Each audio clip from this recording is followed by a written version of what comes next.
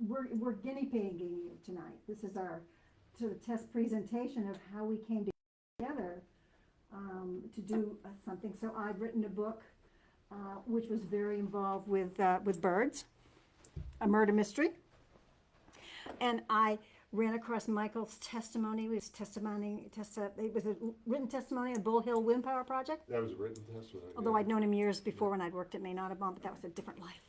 Yeah. And I read his testimony about how this particular wind project was probably in a not good place for bird migration. And I asked you to proof my book and tell me where I'd gone astray. I didn't find too many places where There were just a few, and they were helpful.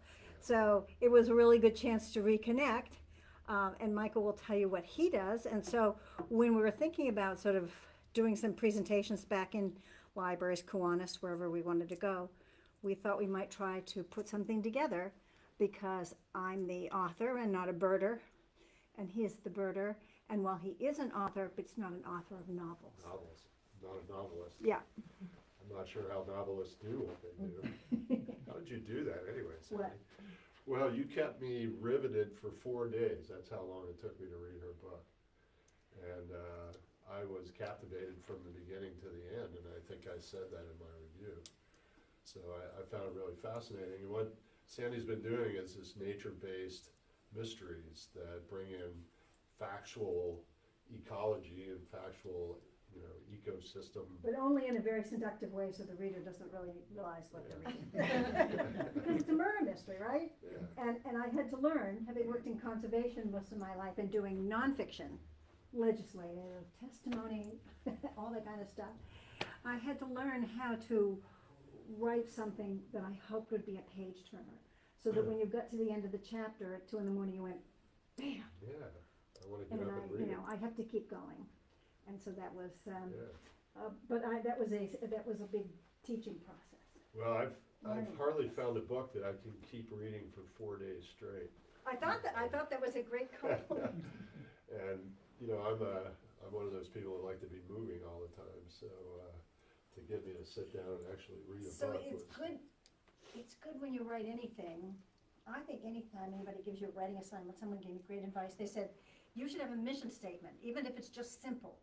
I intend to do, and mine was, I want to take people on a field trip in the northern forest and make it so compelling they can't get off the trip.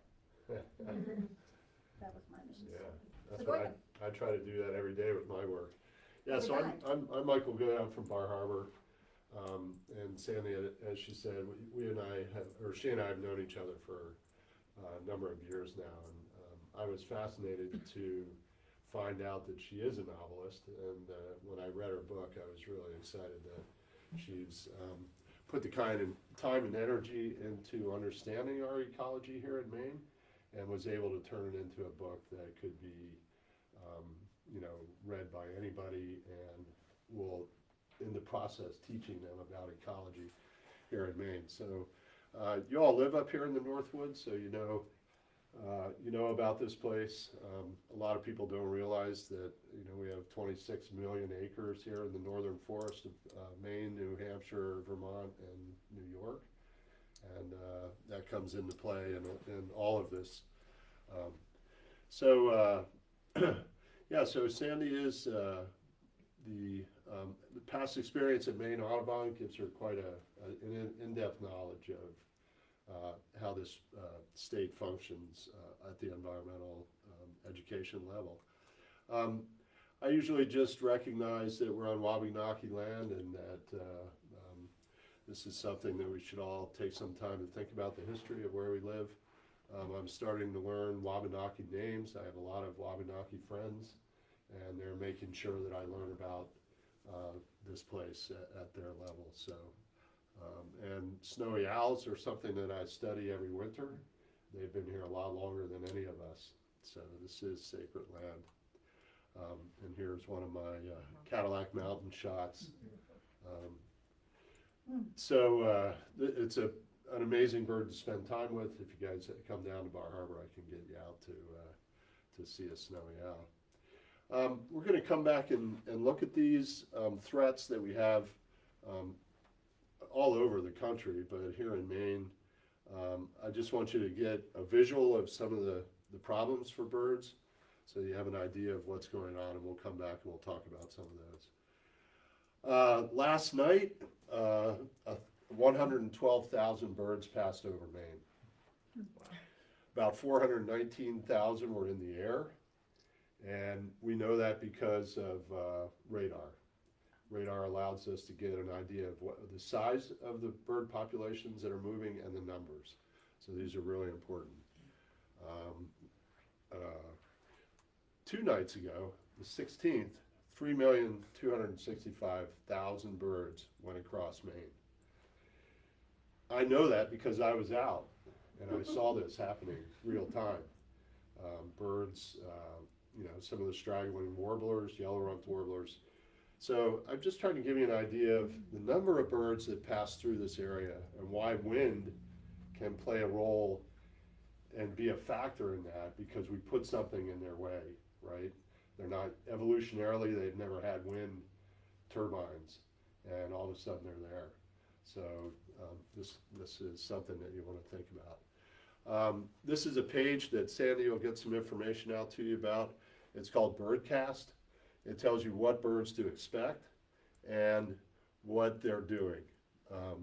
Altitude, flight direction, and those types of things are all information that we can gain and learn about. And this is one of my barred owl shots from just the other day. Had a 9-year-old kid next to me. We watched this bird eat a field mouse. And this was just before he was done, and then he had this big smile on his face. It was a smaller bird, so I'm pretty sure it was a male. But anyway. And I also just want to introduce you to some of the live birds that we have. Everybody's familiar with hummingbirds. Here's a merlin. We were 65 miles offshore the other day out in the ocean. We had 3 or 4 merlins go by us. We'll talk more about the ocean and the role that plays in migration. But these are raptors that specialize on migratory birds flying over the ocean. So these guys are catching birds out there, eating them on the fly. If they get a chance to stop somewhere, they'll do that. And often it's some of these birds that they're catching. These are warblers that we find throughout Maine. Many of these birds go to Cuba, and I'll talk about that in a little bit. But these are birds that utilize the ocean migratory pathways and are flying over the water to get to South America, South and Central America, Cuba, the Caribbean. So these are the birds that wind power will and has already affected. Another beautiful bird that has been hanging around my house, it's also a migratory bird, yellow-bellied sapsuckers, just absolutely beautiful woodpeckers that are migratory, and we get a chance to have them around here in the summertime. These guys head to the Caribbean. A lot of them are flying over the ocean as well. So just to give you an idea. Then we have birds that come down from the north that are here. Great gray owls are coming from the boreal forest in Alaska. They spent the winter. This was shot up on the Schooner Head Road on MDI, this particular bird. I was actually only about 20 feet away from that guy. If you notice, he pooped. Just before birds fly, they often poop. So if you see a bird poop, get ready for him to fly. Anyway. Your mothers have brought them up right. Anyway, I just like to point that out. This is a gorgeous creature. My first great gray owl I saw with my wife at 3 o'clock in the morning on the Dalton Highway in Alaska. So this is a bird that I was blown away, that was right down at my house, right on MDI, and we spent quite a bit of time with him. Here's another bird that was up on the Stud Mill Road, right up here in Hancock County, and you can see it's catching bulls. So, these critters really depend on places that they go to in the wintertime to get sustenance and to live through that period, and then they go back north. We have all those neotropical migrants, the birds like warblers and flycatchers that go to the south. They come back up here and spend their time in the northern forest. So it's important to kind of think about those. And my spirit bird, snowy owl, I find these. I look forward to seeing these every winter. This is my Buddha shot from up on top of Sargent Mountain. And just to give you an idea, they eat all kinds of voles like that great gray owl. But here's a snowy owl pellet that had the full skeleton of a hairy woodpecker. So I was blown away when I saw this too. But when they eat things, they eat the whole thing. They swallow it whole. It goes into the pre-stomach, gets digested, and then they spit everything out as a pellet. And you hear about owl pellets. So anyway, just to give you an idea. So another stakeholder in a live bird that I like a lot is Sandra Neily. And Sandy has written a couple of books that people are saying are some of the best books that they've read. And I can tell you because I helped review and look at Deadly Turn, and it riveted me, as I said. So Sandy's out there, collecting the dead eagles, looking at some of the problems that we have with wind, and she's analyzed that pretty nicely, and a lot of that information is in Deadly Turn. And spent time up So- there. This was at a Wind and Wildlife Conference. So, interesting. Yeah. So, and I like this whole thing about the mystery part of Sandy's work that she writes about. And we were just talking about, my testimony on the Bull Hill. I was always curious, well, why did she actually read that? Sandy took the time to read my testimony. I was reading it today and I was like, holy mackerel, I wrote all that? But we got into the nitty gritty of lights and all these other things that are really important to reduce the number of birds that get killed around these things. And my friend Paul Kurlinger has written an awful lot about lighting on these things. That's why they have red lights that are flashing. So anyway, I was amazed that Sandra took the time to read that.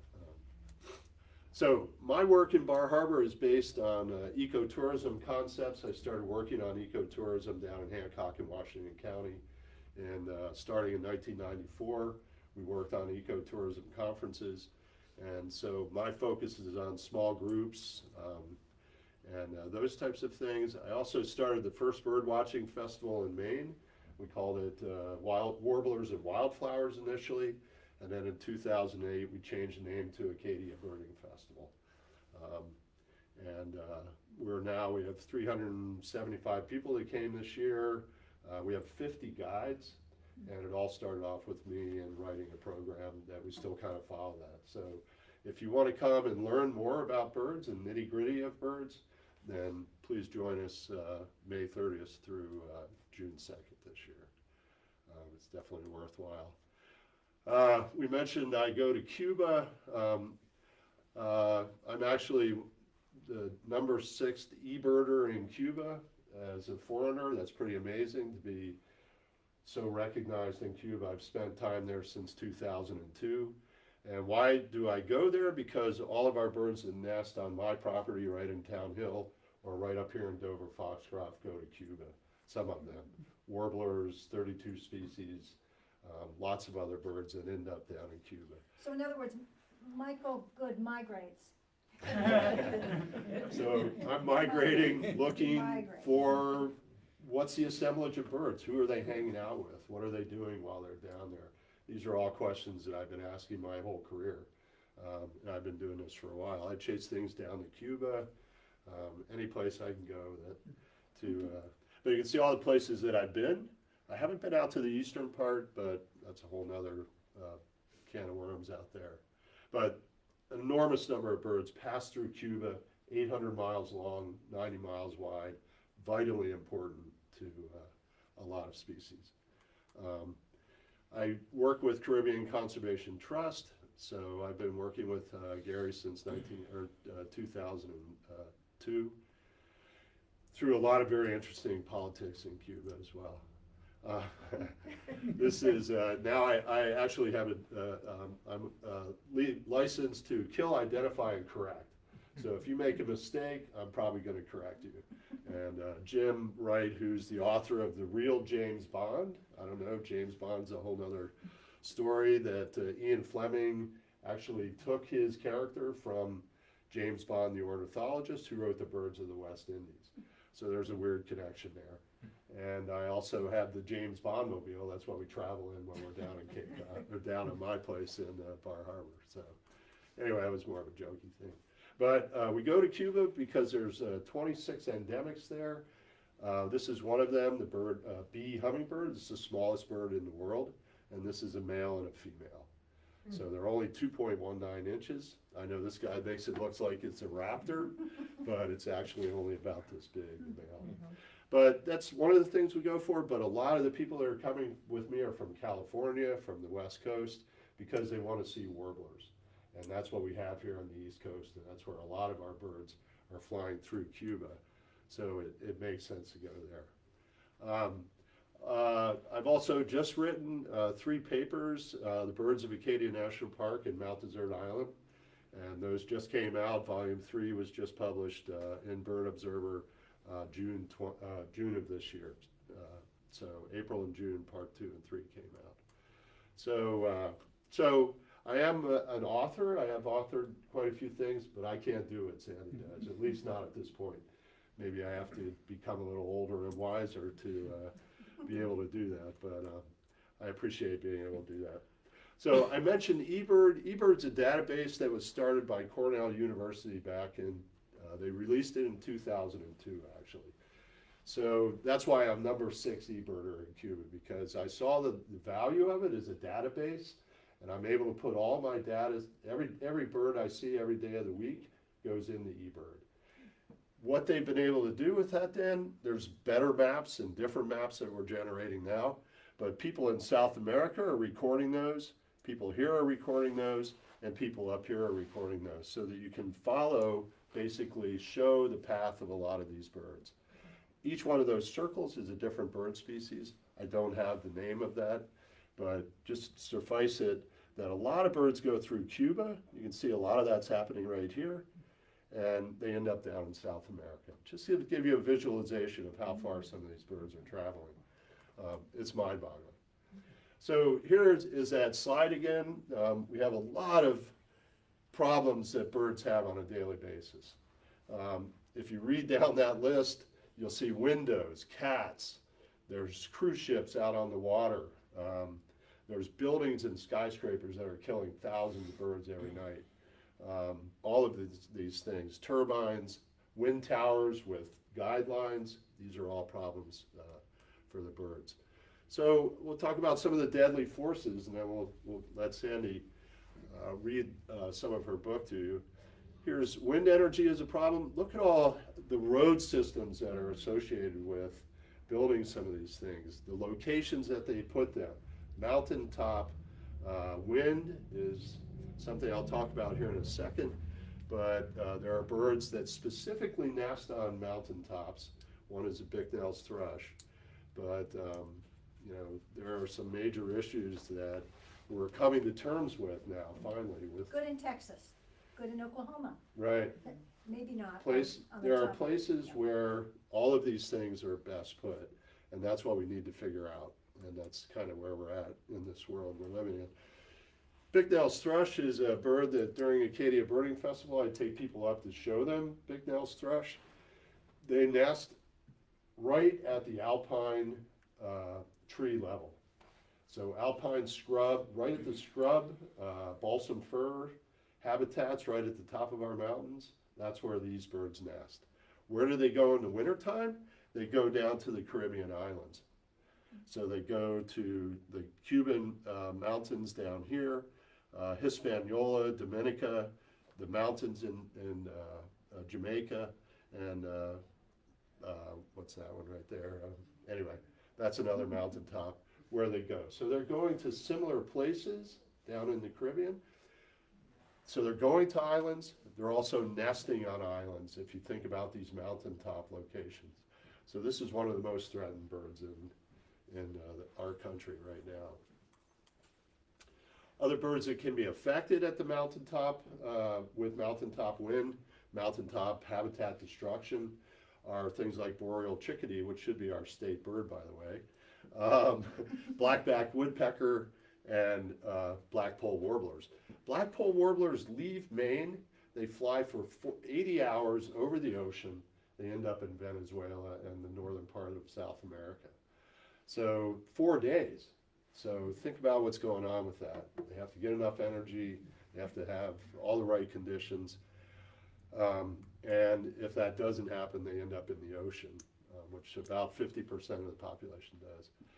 I have corporations as a deadly force because these guys are buying up land and turning it over, deforestation, things like that. We wanted to point out that light pollution also is a major issue. If you look up here in New England, though, look at Maine.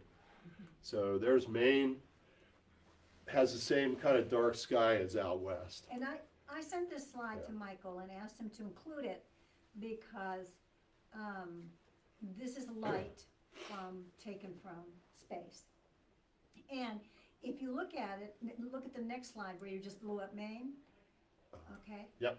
So the only thing left pretty much in the entire eastern United States, you can see some upper alpine areas in the Adirondacks, and then go back to the big one, Michael. That's it. Yeah. That's it. That's what remains in the entire eastern United States. And so I think, and I'm from Maine, that there's this forest issue that matters a great deal. And I think we're still kind of sometimes in a stage of we have infinite amount of everything. So this slide is to remind us that we don't. No. And the problem for birds is that light messes up. They've evolved with dark skies. So any lighting, you put lights on a building, boom, they run into it. You put lights on a wind tower, they run into it. You have skyscrapers are one of the biggest killers of birds. So, these are really major issues. The other deadly force that I was thinking about as I was preparing this are, sorry. So, I thought, and I don't know if they still do or not, but over some of the big cities where they have the lights, when they know the birds are migrating, they turn them off? Yes. Is that still happening? That has begun to happen. It isn't happening enough, and people are still not collectively are still not tuned into the fact that this is a really important issue for birds. So, yes, so that is happening in some of the bigger cities, New York City and some of these other places. So, yes, Good point. yeah. Thank you, Tim. So, plastics, another issue that's too big to even handle. But plastics, it's everywhere. And I've been watching it grow in the Caribbean where I didn't see it before, now I'm seeing it. So, another major issue. Lots of stuff on here. Ocean wind and degradation of the ocean are two major issues that are deadly forces for birds, but a lot of other creatures. One thing that this says is that most turbine farms are going to be put into where the world's aquatic life, the highest places for aquatic life is. That's bad for everybody, I think. And these are things. The electric transmission cables on the ground may be having some problems for lobsters. We know there's problems with electrical energy that causes some ecological issues. So this is, I was just out on Cash's Ledge, which is about 90 miles out to sea from Bar Harbor, and we saw this great black-backed gull pick up a sparrow or a finch here, and so birds just drop into the water. But that's their major pathway. I realized this, Cash's Ledge is to the south and west of us. That's the direction that most birds are heading, out along that coastal edge. So these are places that wind would not be a good place, wind turbines. So, and we did see some right whales too while we were out there. And I told Sandy, here's another bird called a parasitic jaeger, which is basically an ocean predator. Plucked a small bird right out of the air while we were watching. So, and then one other deadly force, solar farms now in the wrong place, under the wrong conditions. Clear-cutting acreages of forest to put solar farms doesn't make sense to a lot of people. But this just happened over at our place in Bar Harbor. And it's a 10-acre clear cut that's as big as Lori and my property. We call it Three Pines Bird Sanctuary. It's going to stay there because I don't want them to do what they just did here. So these are issues that we need to think about as in society. But just to give you some visuals of what they do to the land, this is a total ecological destruction going on there. It's corporate destruction, and it's happening right on MDI. And on an island, you don't have a lot of habitat, so those are things you got to think about. So I want to join in on this one too, so, because we're sort of coming to the end of this part, and it was like, and we can be up here together, but, so so this is about edge. And we're not saying that there's so many threats that we can't do anything anymore. I mean, we're not saying that. We're just saying location, location, location, this is what we're saying. But, so I found this one with Nature Conservancy, I don't know, a number of years ago. So what you have here is the southern part, or, I kind of think of it as south of Route 2, south of 9, and some Washington County. So what this means in edge effect means that you have so many roads, that's the brown, that, and every time you have a road, depending on whether it's paved or gravel or whatever, you have an edge effect. Just because there is green growing next to it doesn't mean that's useful habitat to anything but squirrels, maybe, or porcupines, especially birds, okay, and some of our other more complex animals. So all roads have an edge effect. When you take the roads in this southern part of Maine, mainly which are paved, they have a greater edge effect, whether it's salt or noise or temperature gradation or the type of invasive plants that come that the local critters can't eat. They look at the invasives and go, what is that? I can't eat that. So it's just, so here's this interesting part again about where we all live, and I live in Greenville most of the time, so we sort of go back that way. So here again, you have these green patches in our part of the world up here, which are really viable habitat. That means even though there's roads, that habitat is still functioning in a decent way for a whole variety of species, whether they're insects, salamanders.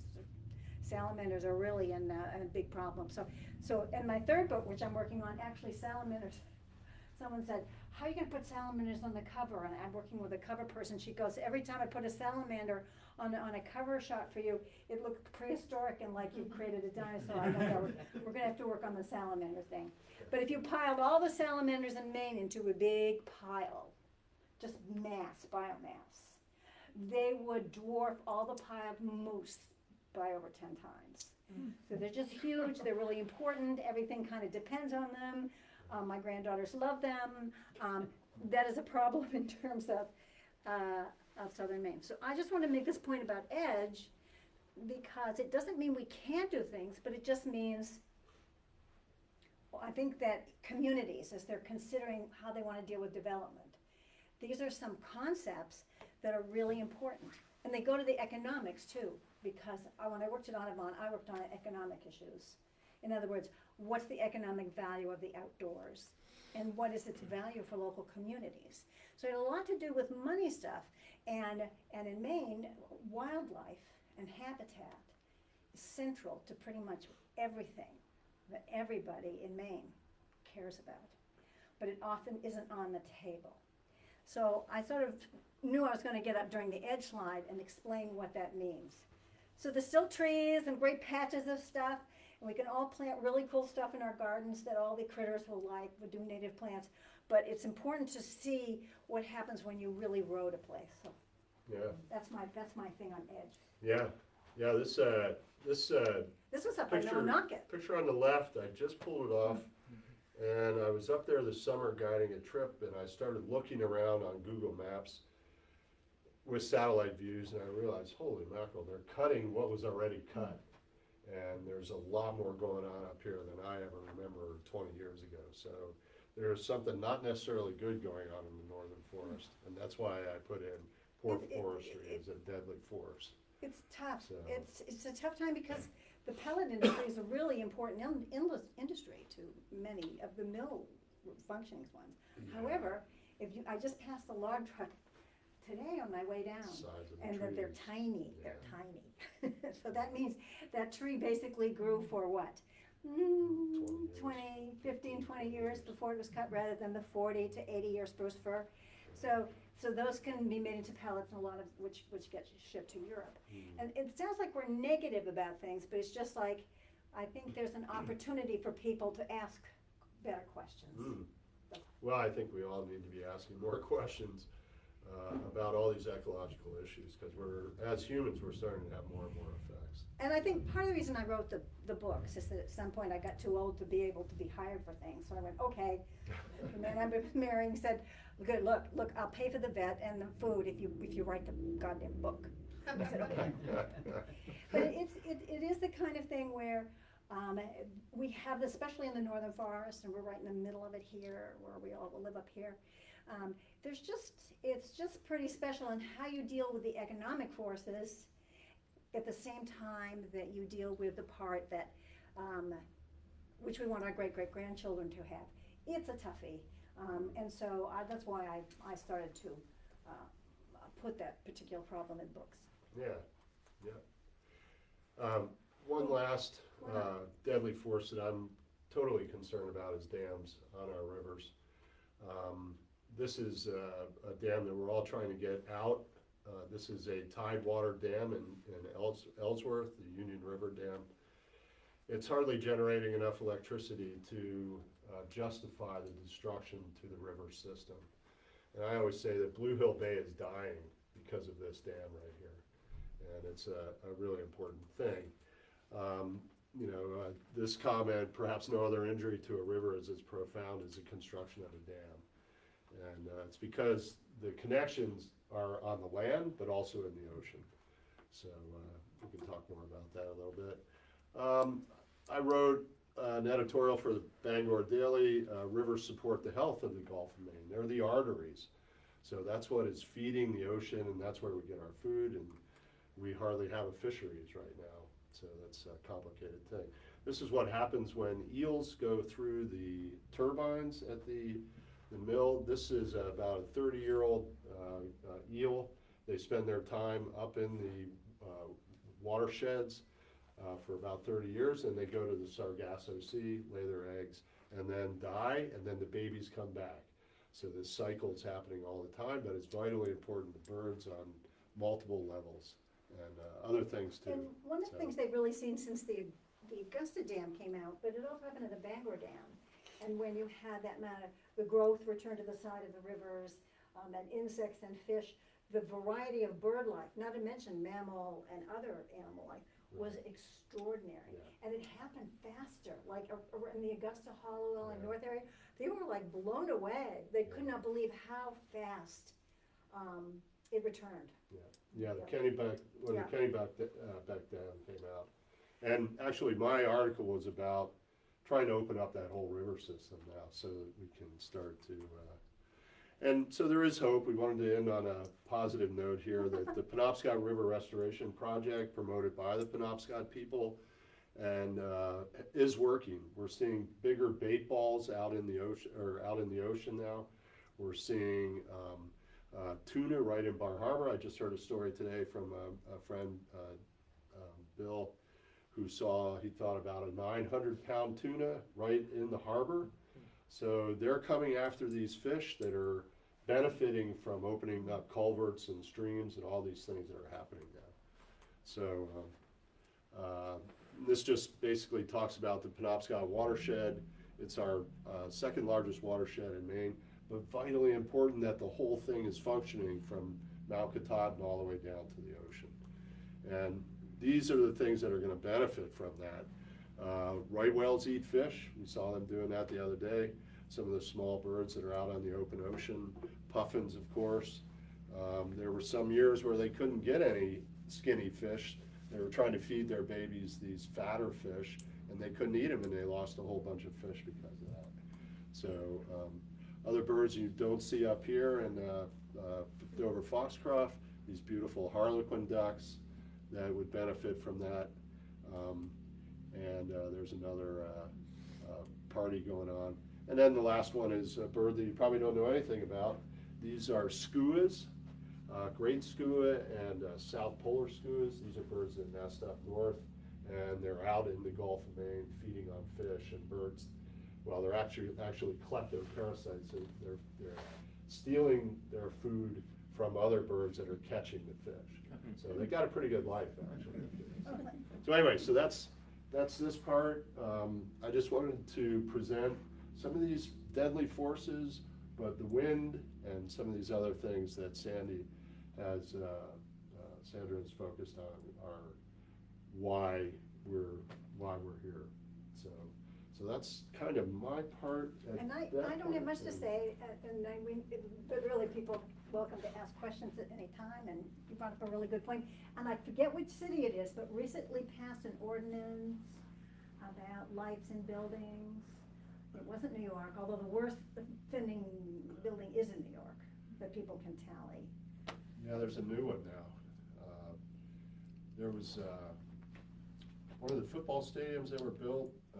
We tried like heck to petition to get them to put bird-friendly glass. There are glass that you could put in that birds can But actually it's just, see. it's also lights at night. So I live up in a part near Moosehead where when people buy property, they put up these lights. They put up the security lights, and if you have some, I apologize. But explain to neighbors who aren't there all the time. I go, I'm not sure the security light works, because when it snows, I can see where all the moose and everybody's walked over your property. But it's really clear that it's not going to really work for you, okay? Because everybody can tell you're not home. There's just animal tracks. Anybody can look down and see that you haven't been around for a while. Even if you've hired somebody to plow your driveway, we all know. They can cut across your back acreage, because I know. Anyway, so lights can have an amazing effect just on fireflies mating, and whatever it is. And I so when I would work for Audubon, people would, and a lot of my work was with corporate landowners in the northern forests, and they're not happy to see you come from Maine Audubon. And I would always tell people my first day at Maine Audubon, when I was trying to get in with whoever it was, and I didn't know, I'm not a birder, but I've learned a lot. But then there's a little bird on a tree, and I asked the guy who was there cleaning up this office space for me, and I said, what bird is that? And he went, I don't know, it's not big enough to kill, dress, and eat. And I went, that's when I learned that a third of the staff all hunted every fall, whether it was ducks or whether it was deer. And he was just joking, he didn't mean it seriously. But I would always say that to people, so that whoever was sitting there like this would begin to relate. When you walk into a room of corporate headquarters people and they all have crossed arms, it's never a good sign. It's just not. So I'm going to read you a little bit, and then that will be done in terms of Deadly Turn, but I'm going to explain what we have up here. One, and I didn't get time to do it today, but if you sign up for, if you want to sign up and give me your name and your email, I'll pull this around. I will give away a free book, and it's wrong to pass this out while this is going on, but hey, I taught, and it's really important. You should never do this while you do. I will put together, Michael will send me his links to eBird, which is citizen science, and you can sign up to add information to the whole eBird thing that moves, that tracks stuff. I had just some basic ones about plants, but you had a program on that, didn't you, John? About plants? Planting native plants for birds. Yeah, we've had several programs. We work with the Soil and Water District a That's lot right. to do those And kind just some of, simple ones, and yep. just some simple links, and if you want, I can email them to you, whatever we were doing there. So I'm going to read a little bit about Deadly Turn, which was based on wind power. And I was writing a character who had come to Maine, and I thought, I'm being too negative, because there's a lot of great things about wind power. And so I ended up making her ability to fund her work in Maine protecting the woods based on her owning these massive stretches of Texas cattle land and wind power facilities in Texas. So in one character, I could contain somebody who was working on deforestation, because we're talking about deforestation here. Call it what you want, it's deforestation where it's not appropriate. But on the other hand, I got to bring in all of the positive effects. So that was a challenge for me as an author. So my first book was Deadly Trespass, which was about, yes, I give away a book. So if you put your names in with your email, but I have to read your email, then I'll give away a book tonight at the end, if I can read your email. And the first one was about reintroducing wolves to Maine, but it had to do with, not wolves as much as a massive development project that we were all involved with up there in Greenville when Plum Creek came to town. And people would say, well, are you for or against? We go, oh, we just like to make it better for Greenville and Rockwood. I mean, they haven't really thought about what to do with the area's economy. Like, we're a group of realtors and guides and other people, and we got better ideas. So that's what it was about. So this book, and I was speaking somewhere, and someone said, I haven't finished it, don't do a spoiler. And someone said, it's about wolves, it's on the cover. Not a spoiler. So here's a little bit of Deadly Turn, and then we'll be done. So this story opens with the narrator, Patton, who's in her 50s. She has arthritis and hot flashes. She's not your normal narrator. And she hangs out in the woods. And she's quit her job as an environmental lobbyist. I was never a lobbyist, but I had to sort of sit there and listen to them. And she's picking up odd jobs, and she's picking up dead birds and bats at wind power projects. Now, this is what happens. So when there's a wind power project in Maine, they didn't do any of the science ahead of time trying to figure out where all the stuff was. They have you walk around afterwards and pick up the birds and bats and try to figure it out later. Hopefully on the ocean development, and I was talking about this with Michael, there will be better science. So while birds are killed in lots of places, I put in the book, they kind of have an expectation of being able to fly south or fly north. And that's the migratory pattern. And hopefully they'll do some better work on the ocean. But as far as the land-based wind power we had in Maine, it was always after the fact, like, let's pick up a lot of these things and see what's being killed and when, and figure out what we can do. And some things they've been able to do, and some things they can't. But some things they've made real progress with. But here is this narrator. She goes alone on Eagle Ridge, and her job is to help collect the dead birds and bats with her Labrador Retriever, who's very badly behaved. I had an agent who said, okay, you can't kill the dog now. People really like the dog. You cannot kill the dog. Alone on Eagle Ridge, I clutched a dying bat. Against all rabies advice, I pulled off my gloves to find the animal's heart, and my bare thumb stroked a tiny throb. At the last limp spasm, the bat's eyes filmed over. My eyes blurred too. Then I bent and smelled her, hoping she was female, and we had something in common. I like to think I could smell leaves on animal sides, pondweed on moose noses, and wind and bird feathers. It helped that I worked odd jobs for biologists who let me get close to dead wildlife that could no longer run from me. I like to smell my way back into animals' lives. I wasn't sure about wind on the bat, but tiny insect bits crinkled against my nose. When it touched her fur, they smelled like ancient parchment. I closed my eyes and saw her.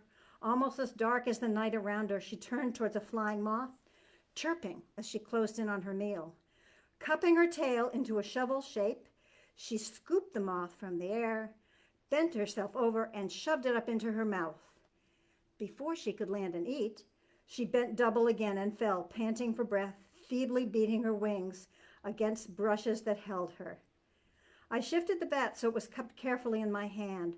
I thought the only thing we might have in common was that not knowing what caused us to falter and fall.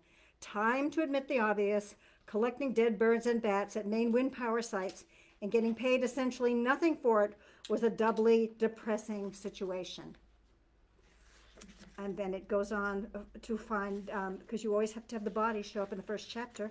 That's pretty standard. And she goes on to find body parts. But actually the dog finds them because the dog is just wonderful.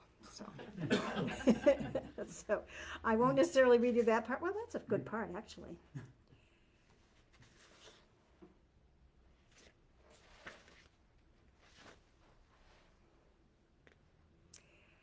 So the dog runs away up the hill, and she's trying to get the dog back. And she said she heard Pox, that's the name of the dog's muscle, scrape on gravel before I saw him. Wagging, he nudged a brown tree limb out into the road. It flopped awkwardly from side to side, one narrow part attached to something that looked like a lump of trunk. Quit clowning around, I said, standing up. We're working here. Yipping with delight, he shoved his find toward me. Too late, I realized it was a limb, but not from a tree. It was an arm attached to a shoulder, a chunk of shoulder wearing tattered, bloody clothing that did nothing to hide stringy tendons wound around the splintered bones and the University of Maine ragged t-shirt. I fainted. And then the third one, and I do have to hand out for free, I have the first few chapters of the third book I'm working on. So people are welcome to take that. when they go. You know, Sandy, that bat story, what happens to bats with the wind power, as the blade's turning, it emits a low-frequency wave.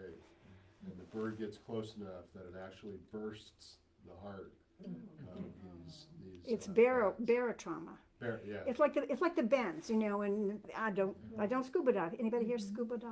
I see people nodding. It's when there's a pressurization crisis, and so the air around the blades changes the pressure, and so when the bats fall down, they look great.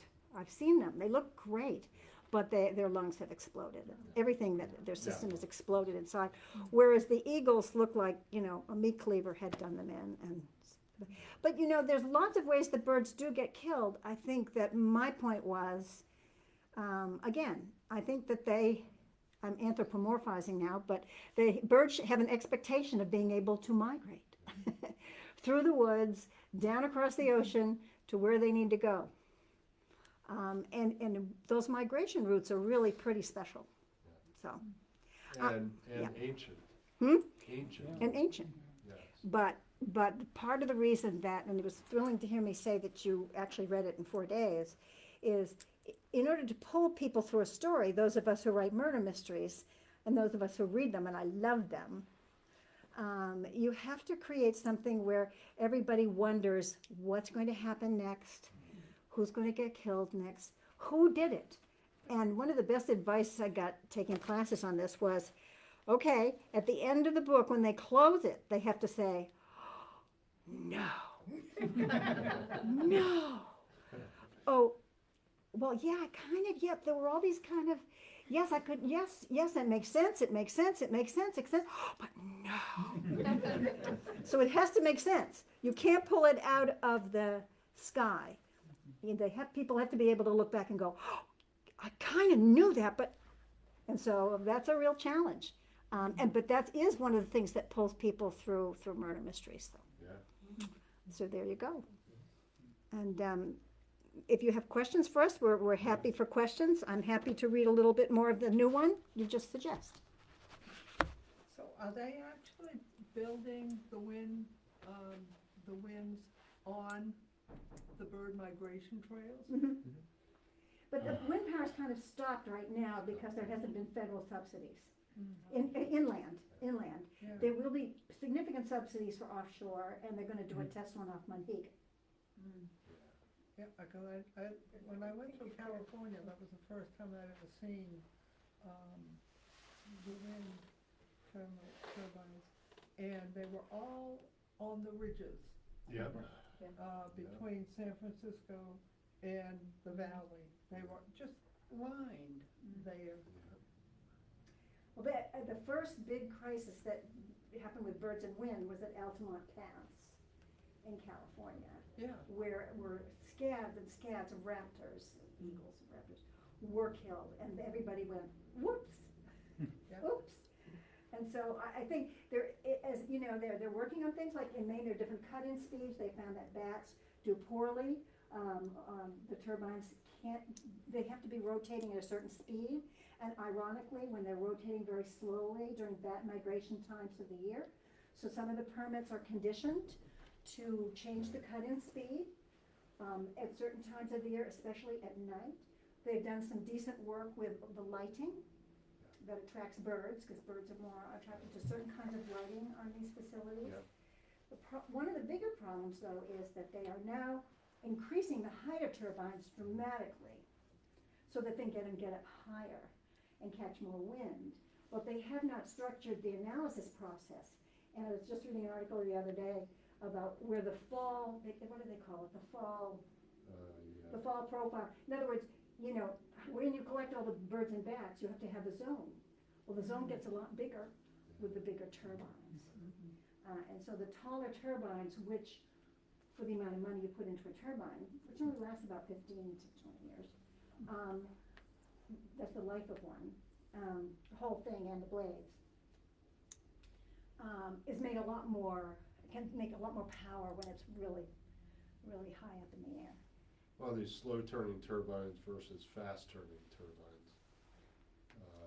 Slow-turning turbines are killing less birds than the faster turning turbines, which makes sense. By killing more bats. But bats are paying the price. And that's a challenge. It's you know, it's the, and I sound like you know a lot about birds and bats. But there's the migrating bat called the hoary bat, which tends to be the one that is killed most. But because of the white nose virus, and we can all remember times when we just sit by the lake or the Yeah. pond. No, because the white nose virus killed so many brown bats. So, you know, you sort of have to value these things. And I just, you know, for me, it's like, okay, there is only a certain amount of woods left. What are you gonna do with it? It's not like we're gonna put it all in a park.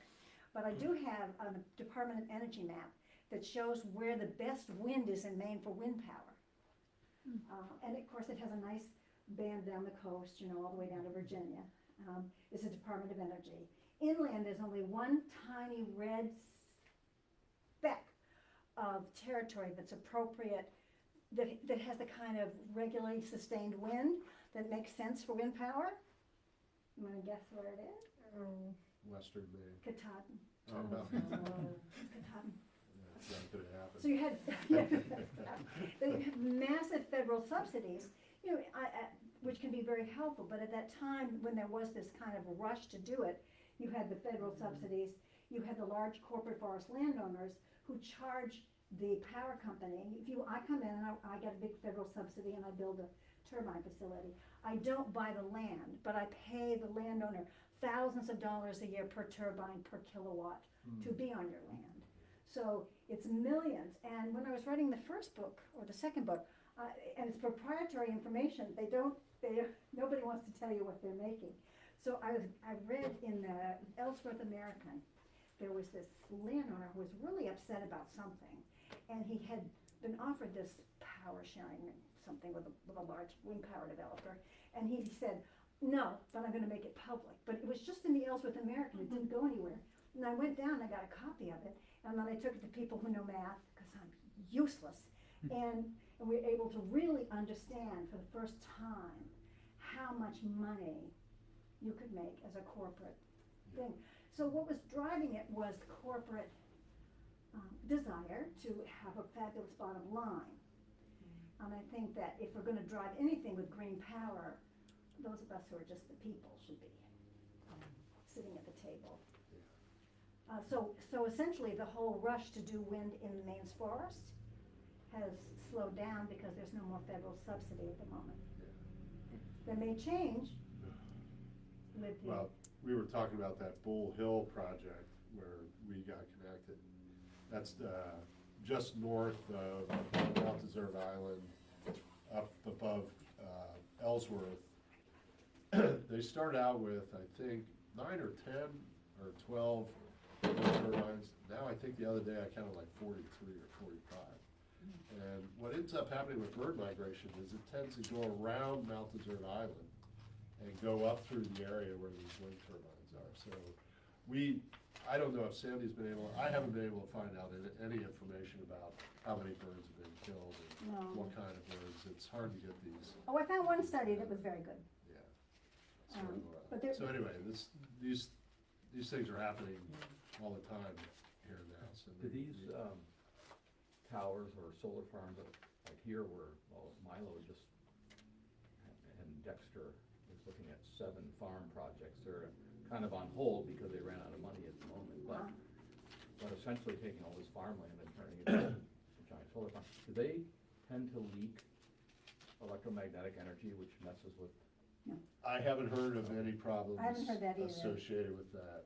It all goes into ground, cables and goes right to a transmission line. What I do know is happening though is that these companies are sending out letters to landowners that are saying blah, blah, blah, you can get this much money for this many acres. This person won't take it, but this person will give 15 acres. This person will give 30 acres. So what somebody said to me the other day is that it seems like what they're doing is just trying to get people used to these smaller numbers so that they can start going for like 300 acres, which is what's happening in Trenton now. So 300 acres of forest land that's being cut down for solar. So it's heading off in a direction I think we all need to kind of get back involved again. And they're really good places for things. I think wind power in the Midwest and in parts of Texas has really coexisted with ag, whether it's cattle or other kinds of ag. I mean, but I think one of the words is coexist. Where can it coexist? And I'm not sure if it would work up here, but it does in organized towns. There's a project, have any of you heard, called Beginning with Habitat? That are you with the town planning?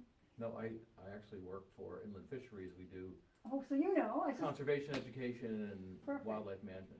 so Inland Fisheries and Wildlife has been, along with Maine Audubon, how long, many years now, has been Beginning with Habitat. Sally Stockwell was my boss and friend, so. How many years has that been going on? 20 years probably. Yeah, at least, 15, I think. right around And there. still going really well. I just recommended to several towns and they got the, so explain what Beginning of Habitat is to people. The what? Beginning with Habitat. That's not a that's Isn't not that- anything no, I work with. but- So what they've done is to create maps. Yeah. So if a community, and this does not work for unorganized territories, I don't think, which would be nice if it did. They've created maps that, so if a planning board comes together, they can begin to figure out where the connectivity is, where animals need to move through, may eat, all the connectivity, rather than having development be helter-skelter, all over the place. And if you can create that connectivity within your own territory as well as your so it's called Beginning with Habitat. It's a great program. It's helped communities have a smarter sense of things. But it doesn't work for the northern forest. No, cause down in Florida, they have the panther, which is just, used to have the whole roaming of that area. But because they're cutting down and buying up all the farmlands and building these huge places for people to live, the panther hasn't got a range No. anymore, and it's going into people's yards, and people don't understand it, and why is that? And the panther just has no place to go, because they've taken all of its land. So John, you get to choose who gets the Oh, book, okay. because we're running out of That's time. more maybe you should do it, so I don't Oh, have to okay, put well, them I on. covered things up so I can't see I them. don't wanna play But favorites it, here. you go ahead. Laurie will do it. Alright. And if you want, I will send you some of the Nobody links get to mad at me. some things. Yeah, right. If your email is on there, I'll do it. I crumpled them, then it's hard to see them later. Phyllis, where's Phyllis? Oh. Phyllis, what would you like the first